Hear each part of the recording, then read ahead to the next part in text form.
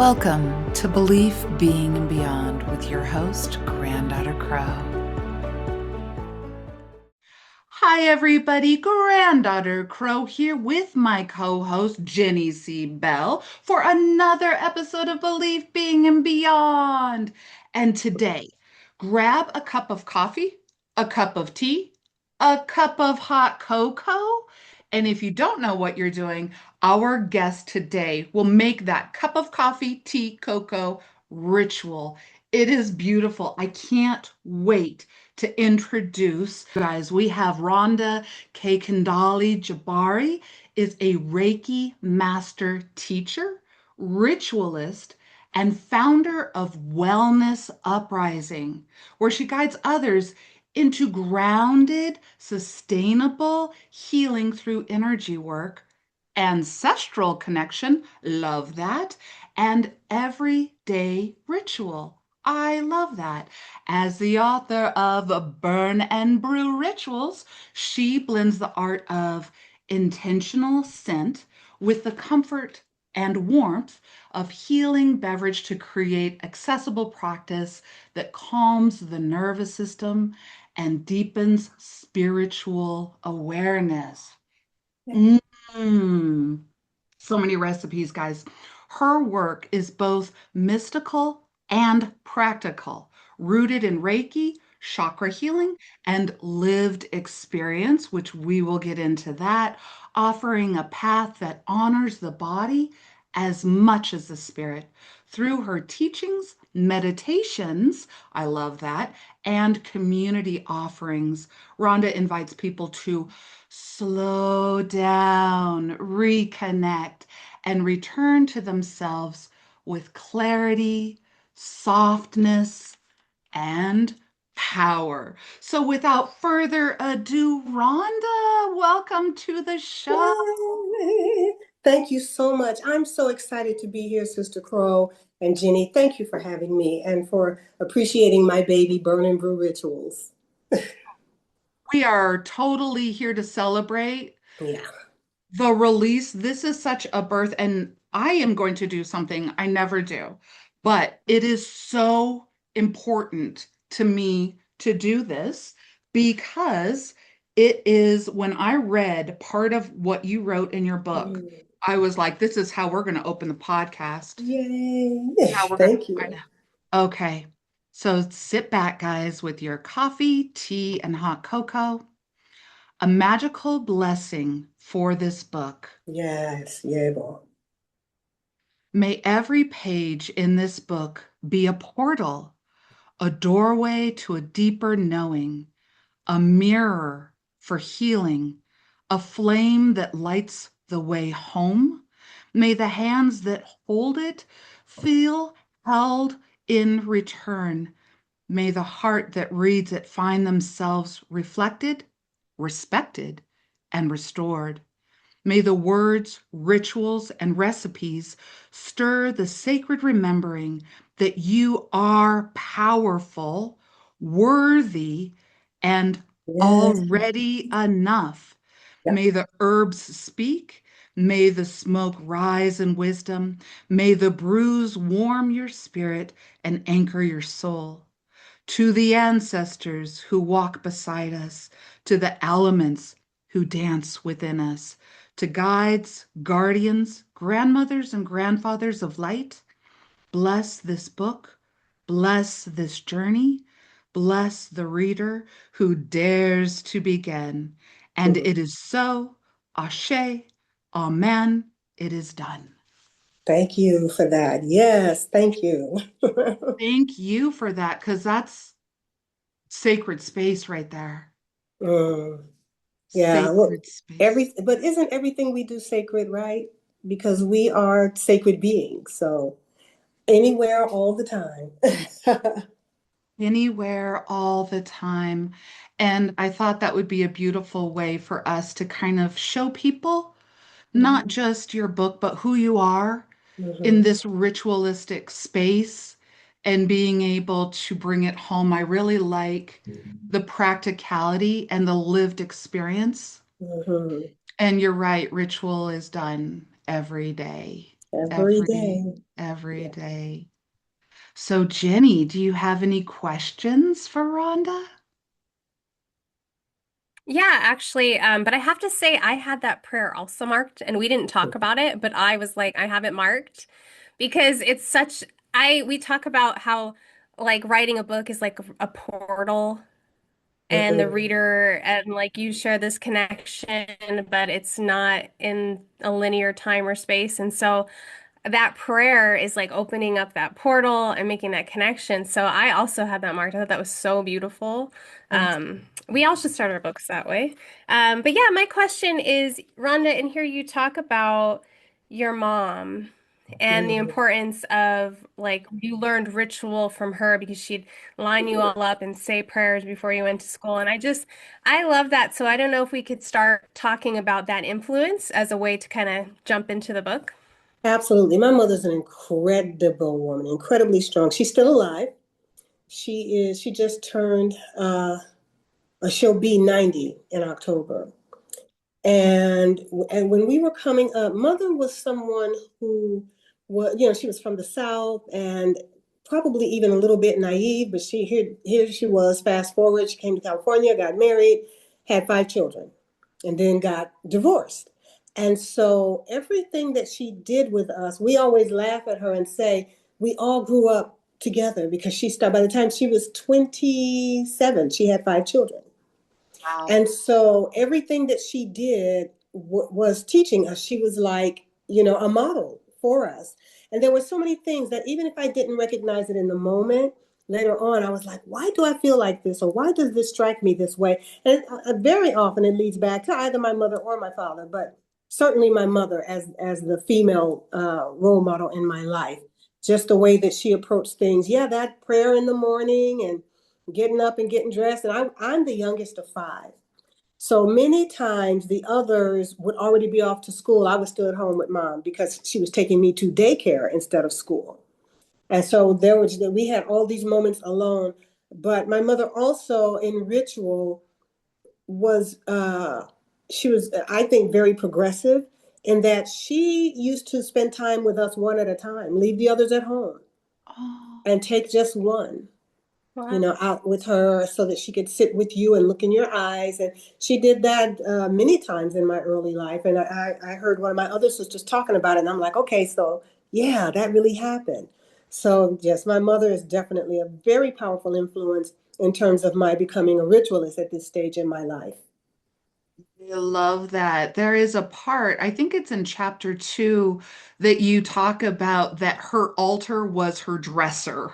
Oh my God, yes, And yes, I love that because there are so many people who treat their dresser as an altar, but they don't recognize it as an altar. right. Could you explain that part a little Oh, bit? sure. And she did not recognize it as an altar, but I certainly do now.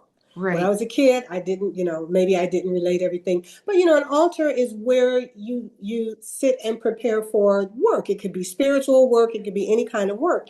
And so for my mother, and I don't know if your mothers did or not, but in every Black household, the mothers had these oval shaped, gilded gold around the edges mirrors, and they put all of their things on the mirror so that it was like it was contained.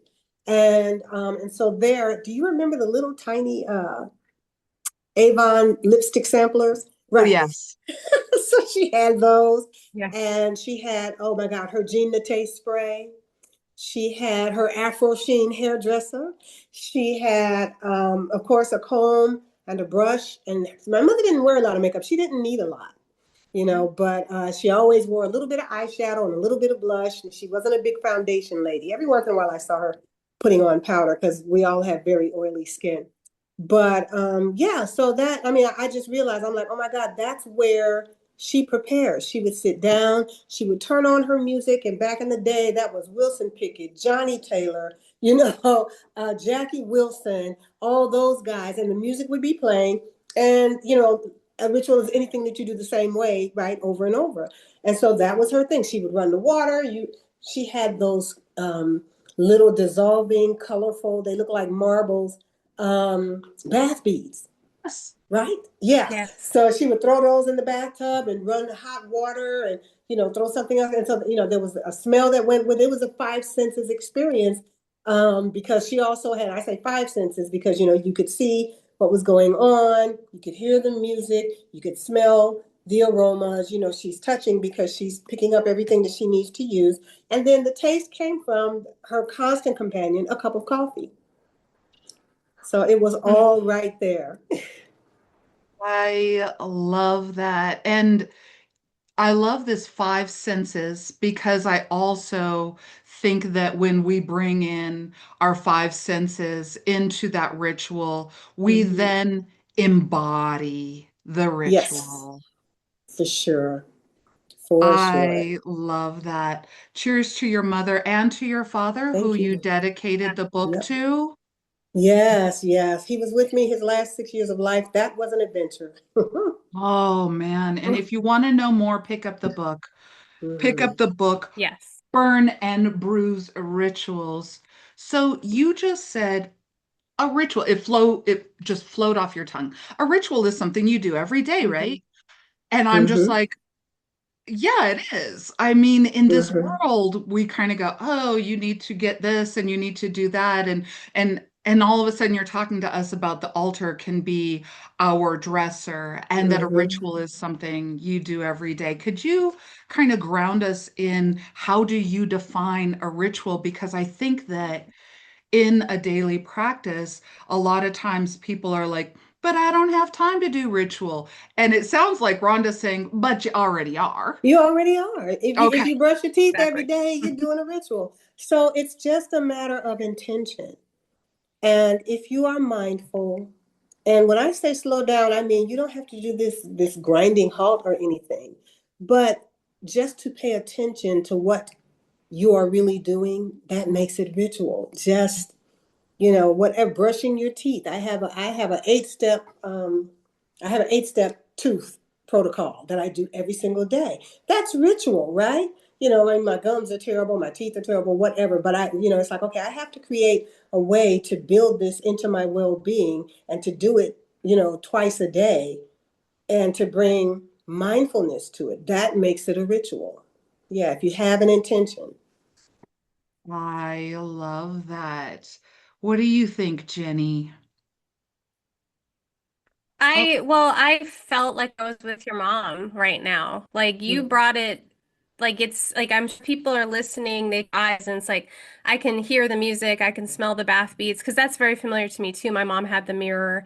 And Mhm. it's so true. Like just getting ready in the morning, that's a ritual. Your Mhm. nighttime routine's a ritual. You packing your lunch Mhm. for work's a ritual. You brought it to like a place where I feel like it's attainable. Like everybody's Yes. realizing, listening right now, going, "Oh, I have several rituals that I wasn't even aware of." So I think that's really approachable for anybody. Yeah. Yeah. All you have to do is bring your intention, and that will turn your routine into a ritual. It doesn't yeah. have to be. Now I like the big fancy fluffy. I mean, sometimes I'm. You should see my altar. It is ridiculous. It's probably about 6 feet. It's an L shape.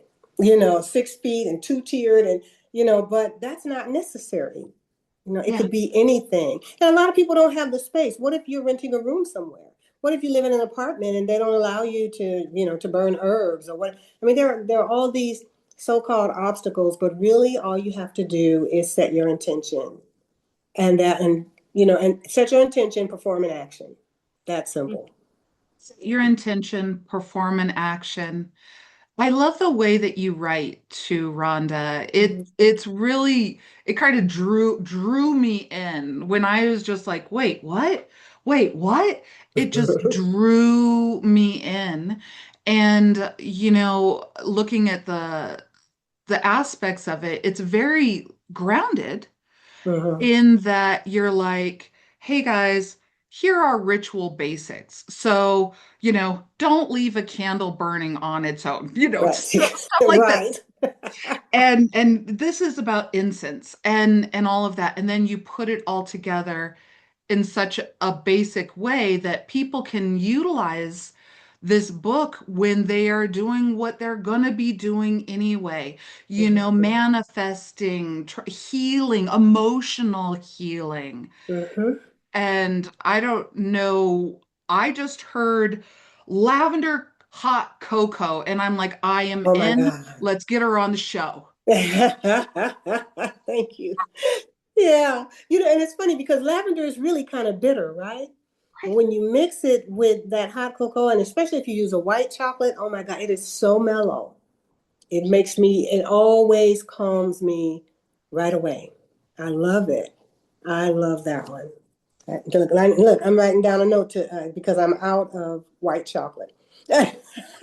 So I need to go and get some right away.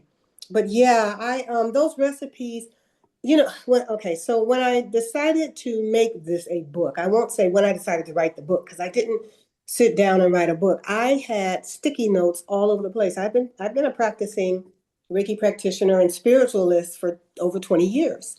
So when I decided that it was time to birth, or when I was told, because the ancestors speak to me in my sleep.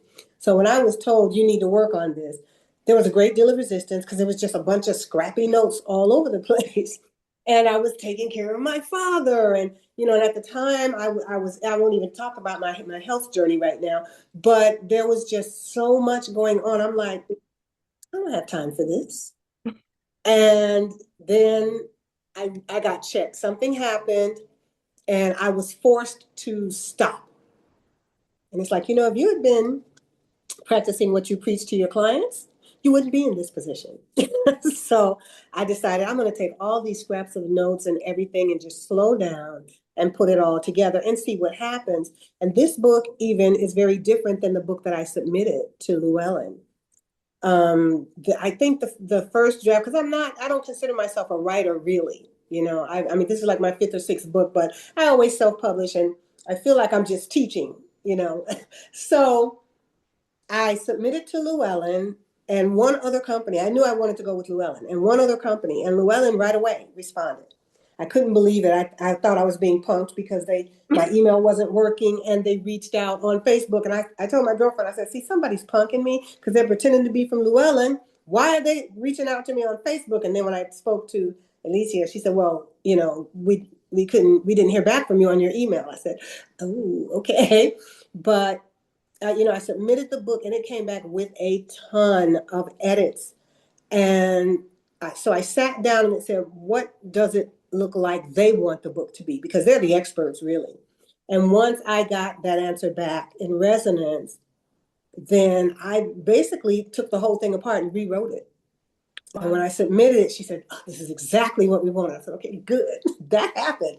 So yeah, but it started out just being a bunch of pasty notes or scribbles in my grimoire, or I mean, it was all over the place. And the editors were really helpful in helping me to pull this whole thing together. And I love this book. I've read it over and over and over again, and every time, some of my other books, I've read them, but by the fourth or fifth time, I'm thinking, because we're always hypercritical, I'm thinking, this book isn't as good as I thought it was. I do not feel that way about Burn and Brew Rituals. It is every bit as good as I thought it would be, as I hoped it would be, as I wished it would be, and I am so grateful for that. Oh, you are absolutely right. It is tasty. You Yeah. guys pick up. This book just came out by Llewellyn Worldwide in April 2026. It is incense blends and cozy drinks for balance, healing, and inner peace. And it is so much fun. Like you can Mm-hmm. utilize this, on holidays. You Mm-hmm. can utilize this as an addition to your practices. And you can also understand where Rhonda is coming from with the ritual aspect of it. It's a state of mind. It's Mm-hmm. tasting the magic. It's tasting all of these things. Oh, Yeah. absolutely. You guys pick up this book. Also, we have website www.wellnessuprising.com, as well as you can reach it by just putting in her name, Mm-hmm. Rhonda Kuykendall-Jabari.com. It'll take you there. There is so much Mm-hmm. stuff going on. And she also side note, she also does these like moon meditations sometimes. Oh You my guys have gosh. to check out her calendar on her website for her offerings located in the LA, California area, so you can reach out and maybe get your own copies signed. Talk to Yeah. us about that moonlight Oh, meditation. Yeah. meditations and moonbeams. So I have a contract. Actually, I'm a subcontractor on a contract that is funded by the Department of Mental Health here in Los Angeles.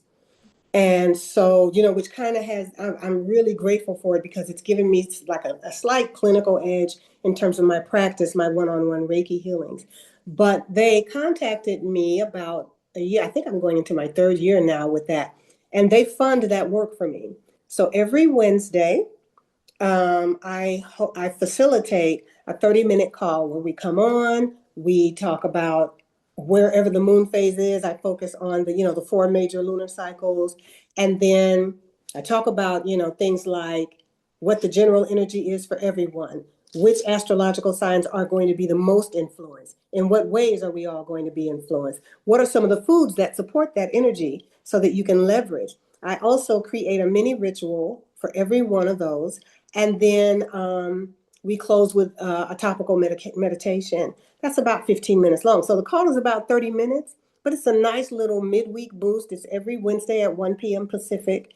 And you can go to my website and look up events and find out how to link to that call.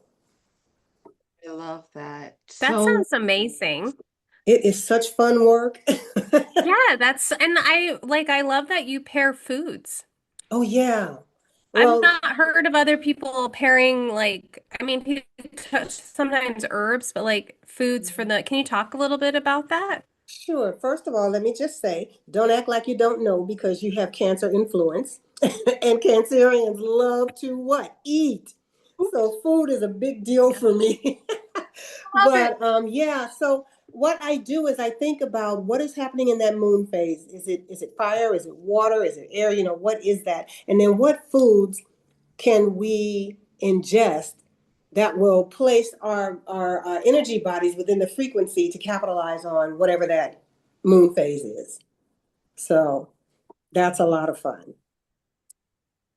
That's really cool. That's really Mm. cool. I'm also a Taurus sun, so I do love to Uh-huh. eat. Okay. Yeah.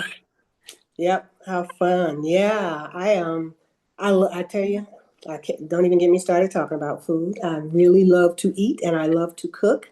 And I love to recommend healthy things that people can do, to bring into their bodies and to shift their vibrational frequency to help them be more in alignment with what's going on cosmically. I think that's something that's overlooked a lot. I So it's the think, self work. Yes, that's amazing. I don't know anybody else that does that. That's Mhm. really useful. And Mm-hmm. for people like thinking about getting the book is like an old-timey receipt book is what they would call them, where it's Mm-hmm. recipes and more. And so like if you're like, I don't know, there's recipes for all the brews and the burns, but then there's all this ritual. It's a catch-all for so many beautiful things. Like I'm personally going to keep it in my kitchen. That way I Mm. can grab it, do the teas and do like all of that because I'm a big tea drinker. And so all these tea recipes, I'm like super excited to try them all out. But yeah, absolutely cool. And one of the cool things I think is that you have holidays talked about Yes. in here. And it's a Llewellyn book. So Mm-hmm. normally it's like the eight Sabbats, the witchy Sabbats. But no, Mm-hmm. we have International Transgender Day of Visibility, and you Yes. have a burn suggestion and a brew suggestion. You have Easter, you have Juneteenth. It's the stuff I'm not seeing anywhere else, and I'm like really excited by this idea of celebrating more throughout Mm-hmm. the year. Right, and being more inclusive, right? That's what we need right now. And I think Yes. that the timing of this book is what spurred me to really broaden that calendar. So yeah, I'm proud of that piece because I tried to make sure that I included something for everyone. We don't have to be a monolith. I love that. Yes. I love that. And Obviously, I am, well, maybe not obviously. For those who know me, Granddaughter Crow, I'm all about the ancestors, the Mm. natural world, and all of that. And so I read about the ancestors with you, I was like, okay, let's talk a little bit about the ancestors. Rhonda, how do you work with the ancestors for our listeners, for people who maybe haven't done that before? How do you work with the ancestors? I always say that in meditation, we're always in a state of receiving. So ask for what you want to know and then be quiet and just sit. And you will be amazed. So if you want to be connected to your ancestors, that's the time to ask. Say, hey, where are you? I invite you into my life. They're always waiting, I think. They're always waiting. They're just waiting to be invited. For me, it I'm a natural born intuit and empath.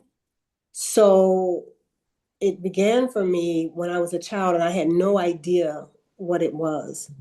It felt scary sometimes, it felt alienating sometimes. But as I grew into my practices, I realized, oh, these are the people that were sent here to help me navigate this life, whatever that means. And once you align yourself with that energy, you'll find it easier and easier. But I always say, invite them. That's the biggest thing. Open the door and invite them. And for me, what that looked like in the early days, I think, was just, setting up an altar. I've always been very fortunate to kind of have my own space to work within. So, setting up an altar, grabbing a few things that are meaningful for you. I talk about in the book my incense journey, right? How back in the 70s, incense was what people burned when they wanted to bury the smell of marijuana. And so I was turned off to that for a long time. But then when I got to college and I was able to explore on my own, I was like, oh my God, these aromas mean something. It's connected to something more. Sitting and watching the swirl of the smoke. And that's when I think I really began my heavy work, becoming more acquainted with my ancestors, asking the questions and just sitting and waiting patiently and listening. I love it. So, Jenny, in reading the book, is there anything else you wanted to highlight before I ask her to share something that the listeners can do today? So, Yeah, actually, I actually had a question about the ancestors because Mhm. this is something I see a lot on social media. mhm. A lot of people will say, well, they'll say, what if my ancestors wouldn't approve of what I'm doing? So a lot of people have this idea that Mm. because their ancestors were Christian or Catholic, then they're not going to approve of them burning incense or doing something more spiritual. So if someone were to ask you that question, what would you say to them? I would say we are so much more powerful than we know, and we always have choices. Ask for the ones to come forward who are in support of what it is that you're doing. You don't have to invite everybody. you know, you can set your own parameters, and then you'll know. And the same here. I come from an African American family. There are Christians. I ask for the ones for whom this is the right thing. So you can set I those love that. boundaries and then you don't have to worry about it, whether or not, oh my God, but she practiced this way. And I even wrote in the introduction, or the dedication to my father about how when he first moved in with me, I was the family member they whispered about, oh, she's crazy, she's different. And so it took him a while. He was an old Southern gentleman. He came with his Bible. He was a deacon. All of that stuff. And it took a while. I just had to kind of just to remember to do me, not to be over accommodating, because I don't have any question about whether or not this is the path that I'm supposed to be on. I really don't care what anyone else says. And that was hard to do, with my dad, because he's dad. But I had to make sure that I just stayed on the path. And, before he passed away, he came to understand more and see more and to respect it more. So you can always ask for the ones that will support you in what you're doing. That is such a beautiful question and answer because it's empowering. Mm-hmm. You get to, a lot of times as practitioners, if you haven't worked with ancestors, or let's say, even let's stretch it out to deity energy, you have the authority within you to be surrounded by Yes, those that support you.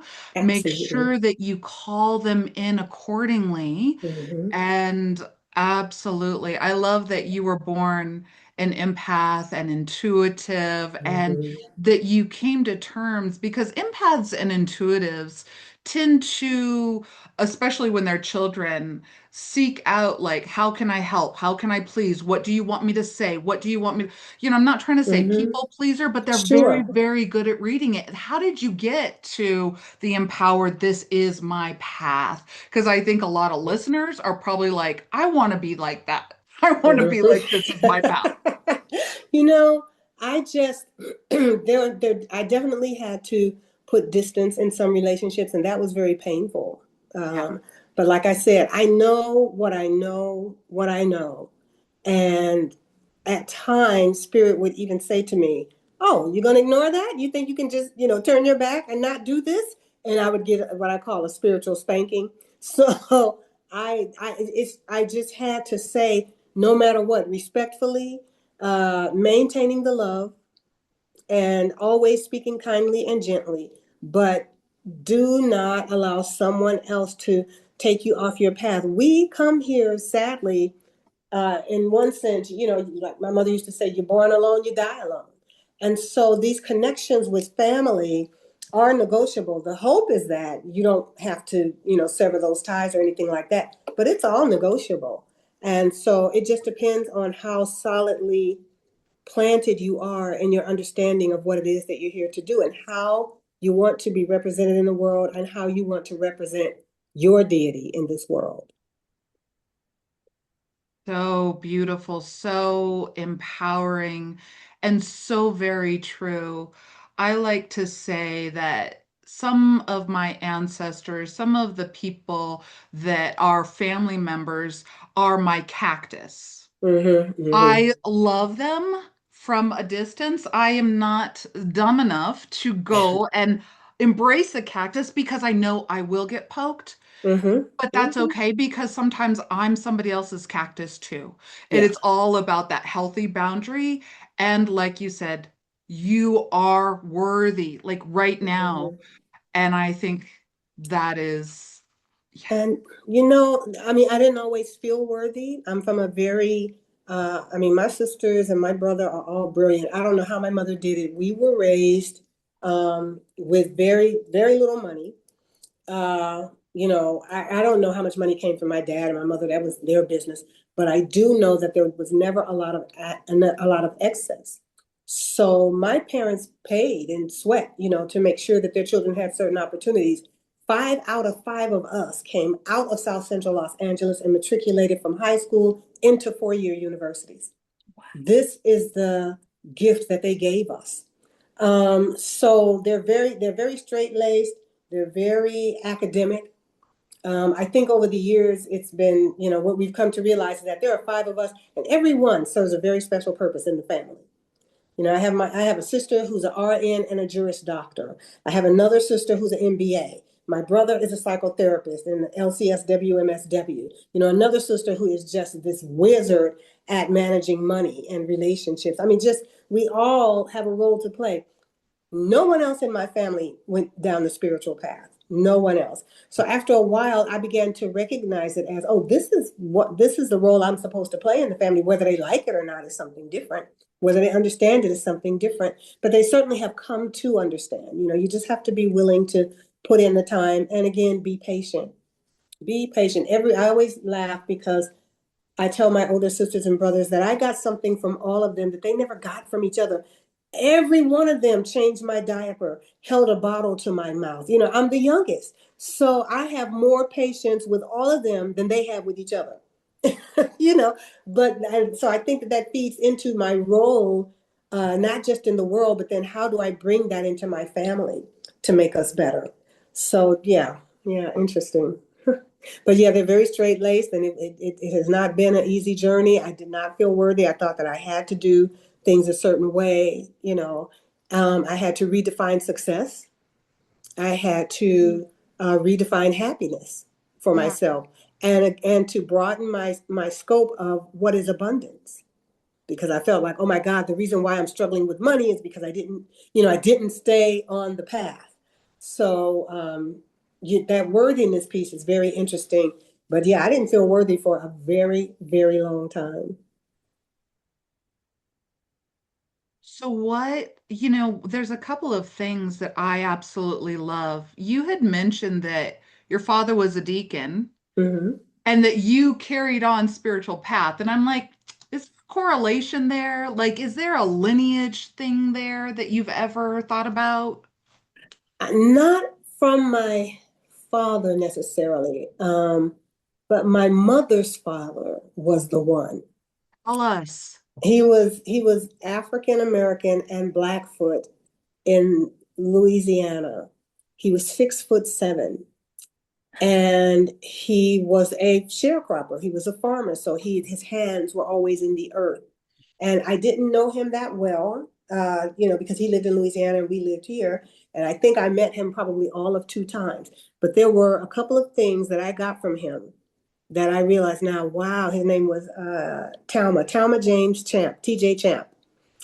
And one of those things was that when he wanted to know what we had done, and yeah, we were bad kids. Like we would let all the chickens out the coop, and they'd be running all over the place. They'd like, put those chickens back in that coop.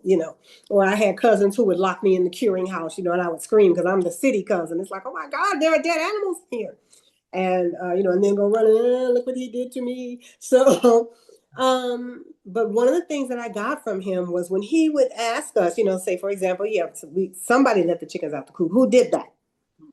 And no one would speak up.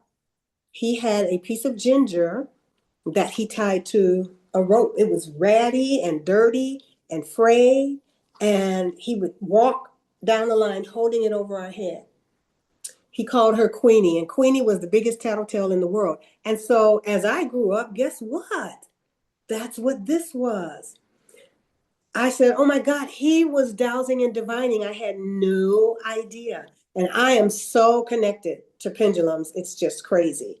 So, I do feel like there are some things that I got from him. The other thing was his love and respect for the earth, of course.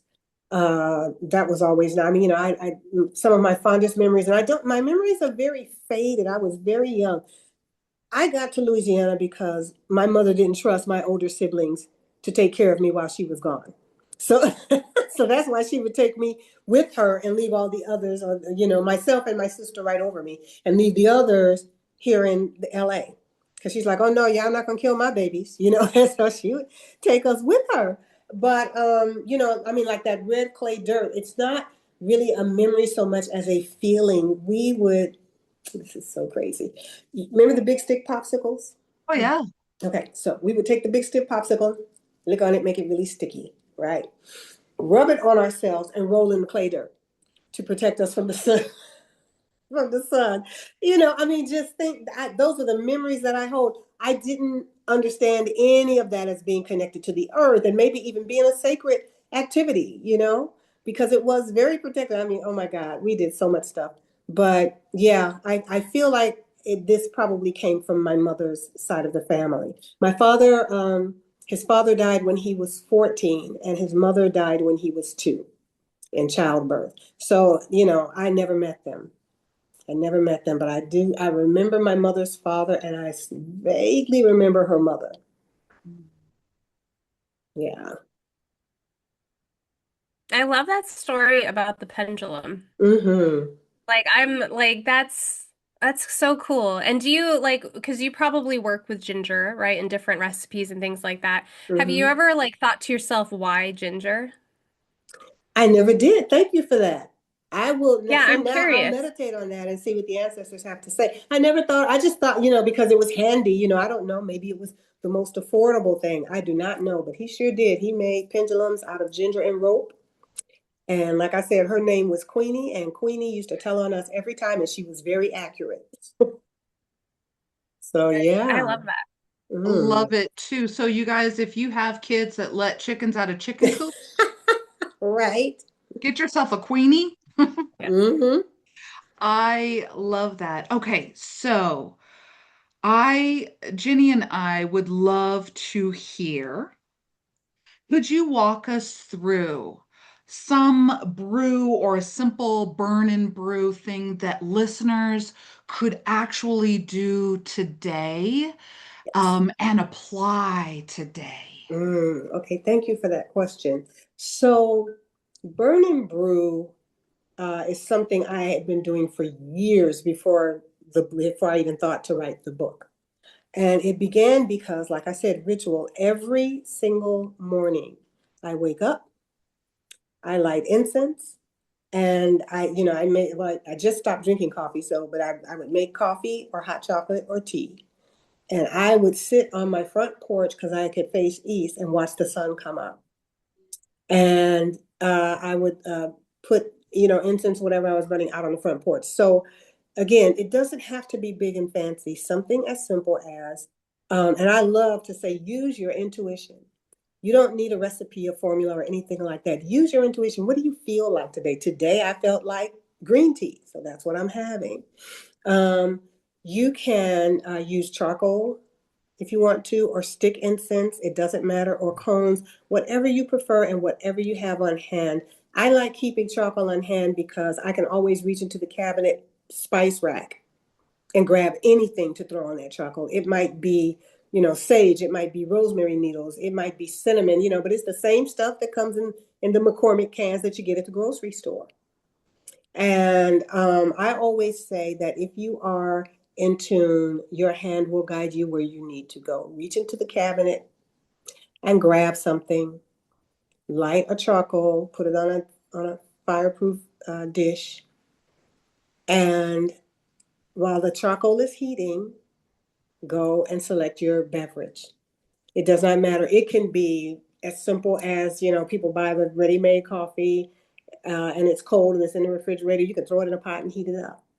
Or you can do something more ritualistic. You can get tea leaves. You can hold the tea leaves in your hand or up to your heart for just a few seconds. And then you can stuff them into your tea ball and immerse that in water and boil it. Sweeten it however you want. It does not matter what it is. It is completely up to you. This is your personal ritual. So then you move to the kitchen, you make your beverage, and then when your beverage is nice and hot and ready, you go back and you sprinkle whatever you want to on that charcoal.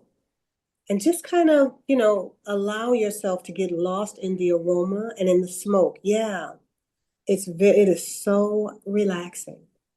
And then think about, we often are inundated with a whole bunch of stuff, even as we talk about how we want to change our lives. We don't speak in terms of today, I just need to do this. We think about long range, and it's always a long list of things. Pick one thing, or I just want to relax. I just want to feel calm. I don't feel safe. I want to feel safe. Whatever that is. And then sit with your drink. And I love the idea, and I don't know how I began doing this, but to take your mug and inhale the aroma of it, and then sip and sit with it and let that incense burn, and allow your intention to do whatever it's going to do for you that day. There you are. That's your basic burn and brew ritual. You can speak words if you want to. You can light candles if you want to. You can make that into anything you want it to be, and as elaborate as you like it to be, or as simple. Sometimes we only have 5 minutes. We got to get the kids to school. You got to get to work. It could be anything. In my case, it was knowing that as soon as Dad's feet hit the floor, I was going to be at his beck and call for the rest of the day. So I had to move in the morning, get up, move it, because this is your only time right now. So at whatever pace and for whatever length moves you, then that's what you do. That's beautiful. That's so Thank you. beautiful. And I want to say too, for people that are interested in the book, there's also alternatives to burns. There's mists. And Oh I yeah, love for the that, like, babies. because Yeah, I love that. I love that you included that because there are people that have newborns or babies and they don't want to burn stuff, or they have some people's pets are really sensitive. I live Hmm. where there's a smoke season, so during that Hmm. month or two, I Yeah. don't like to burn anything in the house.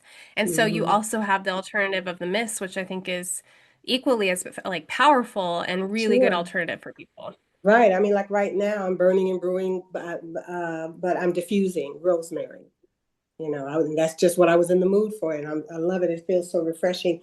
I just did what, everybody calls it the big chop. So I just cut all my hair off, and I love the feeling of air running across my scalp. And I said, I don't want to burn anything because it's hot, right? So I just fire up or plug in my humidifier, not my humidifier, my diffuser, and that becomes my aromatic effect. Wow, I absolutely love that. And, to all of those little post-it notes and all of your lived experience, congratulations for Mhm. putting it into Burn and Brew Rituals. People, it is out now. Go to wherever you get books. Mhm. Wherever you get books, you can get one of these and enjoy it and put it in your kitchen, just like me and Jenny. We're going to put it in our kitchen Oh my and God. allow Yeah. it to remind you that everything that you do is a ritual. So if Yes. everything that you continuously do ritualistically, are you doing it with what intention? Are you like, "Ah, I gotta brush my teeth because I gotta da da da da." Or Mhm. for me, what I do when I brush my teeth, I'm like, may my words come out right. I May I love be, that. may I be, Yes. may they Yes. be sweet. May they That's not great. stink, Yes. And when I put on makeup, I'm like, again, the words, may they be sweet, may I see what's right in front of me, or Yes. I love all of that. those things. And so it's kind of like, if it be a ritual, make it a grand ritual that is going to serve you not only just in your service, which we do, but in feeling worthy, in Mhm. feeling empowered, and slowing Mm. down. Yeah, I love that. I Oh, love yeah. that. And it is my hope that this book, when people see this sucker on your shelf, that it is dog-eared and written in with, pages folded back. And yeah, because that's what it is. It's really a reference book and a guide. And the stories are just there because I always say people should know the source. You should know the person that wrote the book. And I think that people get to know me pretty well within these pages. But yeah, I want people to use this book. There are actually note pages in the back. So Hmm. you can document as you go, but that's what I want this book to be. That is my hope for this book, that people use it. It's a tool, something to be utilized. Love it. You have an index and all of it. Uh-huh. Was there anything else, Jenny, that you wanted to ask or that highlighted that when you were looking through the book and reading the book that stood out that you want to ask of the author? Well, yeah, actually, we didn't touch on this, but you're a Reiki master teacher. Mm-hmm. And so I wanted to know like how that kind of background influenced writing process or coming up with the recipes. Is it just like infused in everything you do at this point? Like how is that connected? Yeah, you know what? It is infused in everything I do. I got certified Reiki level 1 in 2002, and by 2004, I had reached my master level. My practice, Wellness Uprising, our primary service is Reiki. It is in everything that I do. Before we started this call, I drew Chokuray on the screen. I drew Seiheki on the screen, asking that our words be, heard and felt as we intend. It is in everything that I do, everything. Even I also, I read tarot, but I do something called, and I'm working on a book actually called Reiki RX, which is prescriptions that involve Reiki for practitioners and non-practitioners. So I would say that there is Reiki all throughout this book. I do self Reiki every day. I lead communities. I have another book called 66 Days of Remote Reiki for Personal Transformation. And that's Yes. now a WhatsApp group. And that's what I do. I send Reiki through to the group for 66 consecutive days through meditations. So they just go in, play the meditation, I guide them through, and that happens. And I hope to do something similar with Burn and Brew. I want to build community. I want for people to be able to go somewhere and do something. Action is so important. Do something with what is in this book. Let's get together. Let's burn and brew together so that people really come to understand it and love it the way I do. Oh my goodness, I absolutely love that because both Jenny and I, in our body of work, are all about community. Let's do. Mhm. We're about, yeah, there's a lot of ways to think, but how are you being? Which Yes. is leads me to this question. You are on belief, being, and beyond. And in that, what the connotation is, what you believe in Mm-hmm. constitutes how you are in the world, your beingness. But there's always something more, there's Mm-hmm. always something beyond. So, Rhonda, what do you think is beyond? Oh, I think we're in the beyond of a very near past. I think things got sped up for humans when COVID hit in 2020 and we were all on lockdown. I mean, it changed the world. It sped everything up. I think that we're standing in one great beyond right now. And what exists past this, I have no clue. This chaos is something different. And so each individual's job is to self heal, is to bring that energy. Every time you self heal, you raise the vibration of the universe and the cosmos. So it's to self heal, take care of you, and to not be sucked in by all the craziness going on around us. But I don't have a clue what's beyond. I'm excited to see. I love it. I absolutely love it. Everybody, Burn and Brew Rituals, pick it up, read it, do it, follow. We've got www.wellnessuprising.com and spend some time with Rhonda, spend some time in her book. This is something that I believe it's interesting because this has been going on for a long time because I was looking at your YouTube channel and I'm like 4 years ago she talked Yeah. about burn and brew.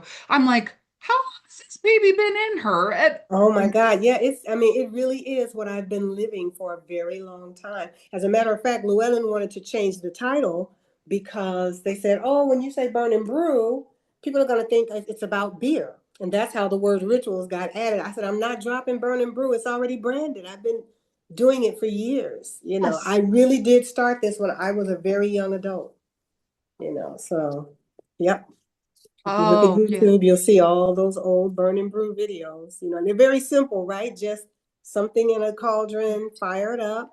And sometimes I didn't even talk about the brew. I just, said, this is what I'm burning and this is the energy of it and this is what I'm doing today. So, yeah, a long time. Love it. And good for you to to be attached to the title. Mm-hmm. Because I looked at it and I'm like, "Ooh, let's get into the kitchen." Mm-hmm. I was like, "Let's get into some magic. Let's get into some ritual." That was my first thought. Plus, the cover is so wonderful. Oh So, my God, Jen, they did an amazing job on the cover. when you Yes. touch it, there's like this, Beautiful. oh, it's Yeah, it's right? gorgeous. Not to boast about my own book, Oh no, but to yeah, boast about the Good. own book. when Yeah. I saw this cover, I cried. I'm like, that's it. This is what I envisioned. So Llewellyn did an excellent job. Yeah. And just say this is my teapot. I have the exact same teapot. Oh, really? Oh, So I wow. got really, yeah, I have a Asian style metal teapot just like that. Mm-hmm. But I did Oh, my. not think beer at all. I did Yeah, not look at I this and I think didn't beer. either, but maybe there was a population. Yeah, they really were like, him, don't. What about this? I said, no, burn it. It has to be burn and brew because again, that was already branded. I've been doing it for years. I said, you guys, I promise you, people are not going to say, oh, what? This is probably beer recipes. I mean, when you look at the cover. If you think beer, there's something wrong. You're And that's special. fine. If you think beer, pick it up anyway and get Yeah. into the hot cocos There you with the go. white Yeah. chocolate Surprise! and the lavender. Surprise. Yes. We got you Yes. again, guys, trying to heal you, help you heal yourself. So, Rhonda, thank you so very much. Is there anything else that you would like to say to the listeners before we sign off? Yep. I want to say to everybody, just hang on, guys. Just hang on. It's not going to be all right. It's already all right. All you have to do is shift your perspective a little bit. And that's what these rituals are all about. Controlling your perspective, controlling what you are allowing to resonate in your ears, in your mind, in your whatever. Just know that you're okay today. You really are. So beautiful. Thank you guys once again for tuning in to another episode of Belief, Being, and Beyond. Absolutely love everything that's going down here. The words of Rhonda herself. Thank you. Please like, subscribe, hit the notification button. Share this one because it is going to build community and it is a wonderful resource. Burn and Thank you. brew. Thank you, Rhonda. Thank you for having me.